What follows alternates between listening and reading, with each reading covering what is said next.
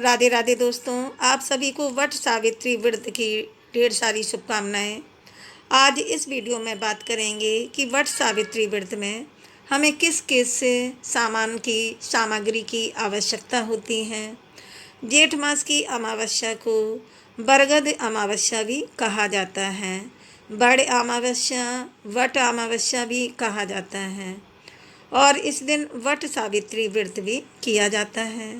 इस वीडियो में पूजा में सामग्री क्या क्या ज़रूरत पड़ेगी, इस वीडियो में यही चर्चा करेंगे। जेठ मास की अमावस्या को वट अमावस्या भी कहा जाता है और इस दिन वट सावित्री व्रत भी किया जाता है और कहीं कहीं पर यह व्रत जेठ मास की पूर्णिमा तिथि को भी किया जाता है। तो देखिए, इसका जो पूजन होता है यह वट वृक्ष के नीचे, जो कि बूढ़ा बरगद होता है, मतलब काफ़ी पुराना बरगद का पेड़ होता है, उस बरगद के पेड़ के नीचे बैठकर इसका पूजन किया जाता है। उसके नीचे बैठकर पूजन करते हैं। लेकिन अगर आप बाहर कहीं नहीं जा पा रहे हैं, आपके आसपास बरगद का पेड़ नहीं है, तो इस तरीके से आप नर्सरी से एक पौधा लाकर गमले में लगाकर वट वृक्ष की पूजा भी कर सकते हैं। नहीं तो आप बरगद के पेड़ की एक टहनी आप एक दिन पहले ही तोड़कर लेकर आ जाएं और इसके बाद आप इसका पूजन कर सकते हैं। अगर आप इतना भी नहीं कर पा रहे हैं तो घर में तुलसी मैया है, आप उसका भी पूजन कर सकते हैं। इससे भी आपको पूरा पूरा पुण्य फल ही प्राप्त होगा। अब जान लेते हैं कि वट सावित्री की पूजा में हमें किन किन सामग्रियों की आवश्यकता होगी। तो देखिए, पूजा में सबसे पहले हमें धूप दीप चाहिए। दीपक आप देसी घी का या फिर तिल के तेल का भी आप दीपक जला सकते हैं। साथ ही में अक्षत, रोली, चंदन, हल्दी, कुमकुम, इनकी भी आवश्यकता होगी। और अमावस्या की यह पूजा होती है और दक्षिण भारत में पूर्णिमा के दिन भी यह पूजा पूर्णिमा के दिन की जाती है।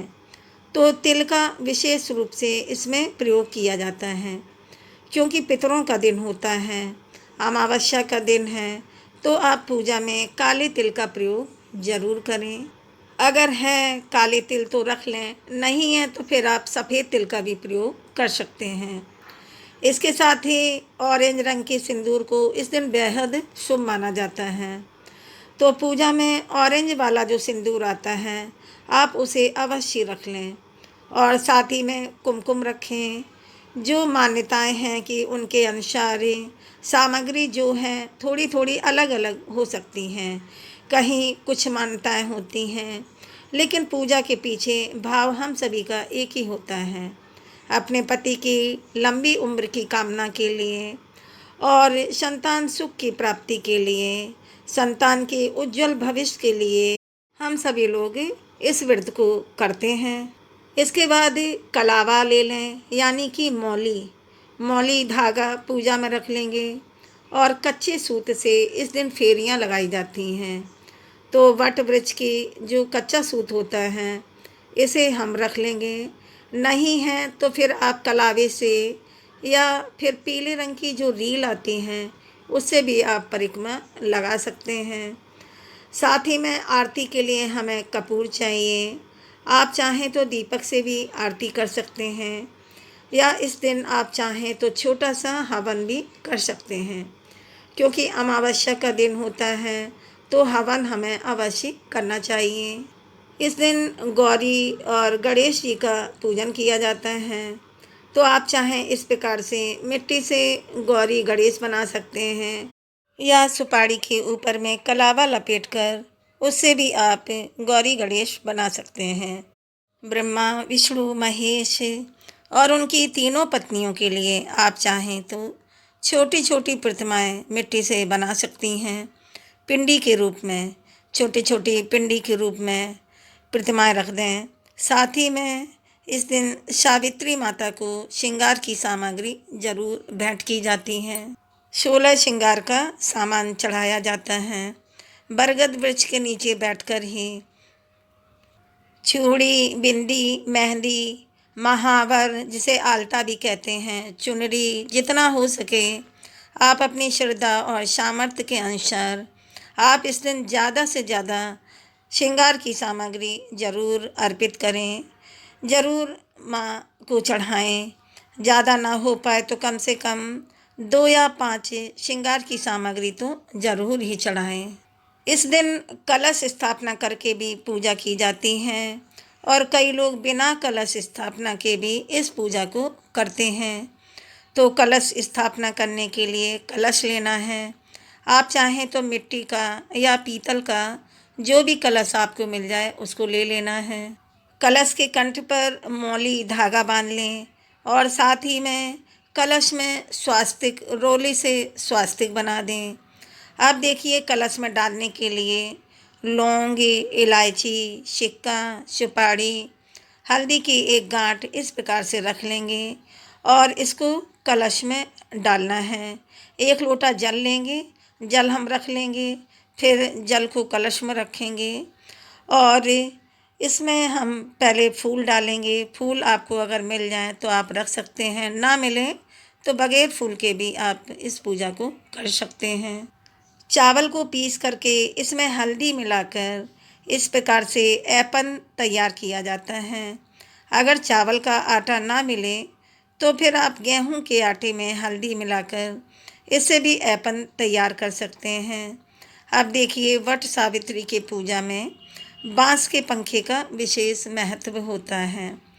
तो अगर आपको बांस का पंखा मिल जाए तो बहुत अच्छी बात है, ना मिले तो इस प्रकार से खजूर का पंखा भी आप ले सकते हैं और बांस के पंखे का ही विशेष वैसे महत्व होता है।